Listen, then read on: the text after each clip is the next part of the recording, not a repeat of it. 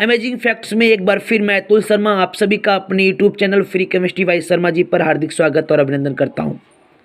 बात लंदन के एक केमिस्ट्री लैब की है। दुनिया के कई साइंटिस्ट वहां पर उपस्थित थे। उनमें से एक इंडियन साइंटिस्ट भी था जो यह सिद्ध करना चाहता था कि मेटल्स में प्राण होते हैं। जी हाँ, मैं बात बिल्कुल सही कह रहा हूँ।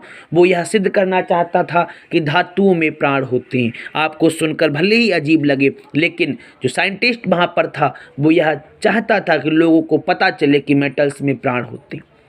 इसके लिए उसने आयरन की एक रॉड ली और उस आयरन की रॉड को उसने एक तार से लपेट दिया। तार के लास्ट सिरे पर उसने एक चिमटी लगा दी। चिमटी को एक ग्राफ से जोड़ दिया और उस आयरन की रॉड को लटका दिया। उसके मन में प्लान यह चल रहा था कि वह उस आयरन की रॉड पर एसिड को गिराएगा, जिससे आयरन की रॉड थर थर करके कांपने लगेगी और ग्राफ पर उसको यह सब दिखाई पड़ेगा। अब जो बोतल उसे दी गई, वह बोतल लेकर के जैसे ही उसने बोतल के एसिड को उस पर उड़ेला, आयरन पर कोई फर्क नहीं पड़ा। जैसे ही अन्य साइंटिस्ट ने ऐसा देखा वो हंसने लगे। वो बोले ऐसा संभव ही नहीं, इम्पॉसिबल है, मेटल्स में प्राण हो ही नहीं सकते।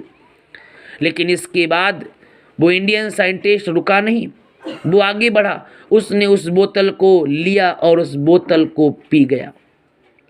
बोतल को पीने के बाद उसे कन्फर्म हो गया कि बोतल में एसिड नहीं है। अब जैसे ही अन्य साइंटिस्ट ने इस बात को देखा, वहाँ का जो पियोन था, जो कर्मचारी था, उसने आकर के उस इंडियन साइंटिस्ट से माफ़ी मांगी और फिर उनको ओरिजिनल एसिड की बोतल दी गई।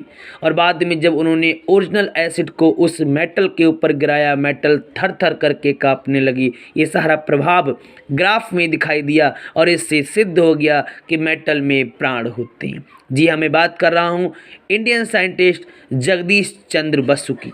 यह बात 1911 की है। बात जरूर अजीब है, लेकिन एकदम सच। ऐसे ही विभिन्न प्रकार के पॉइंट्स को सुनने के लिए, अनसुने किस्तों को जानने के लिए आप तुरंत मेरे चैनल को सब्सक्राइब करें। मेरे चैनल का नाम free chemistry by Sharma ji.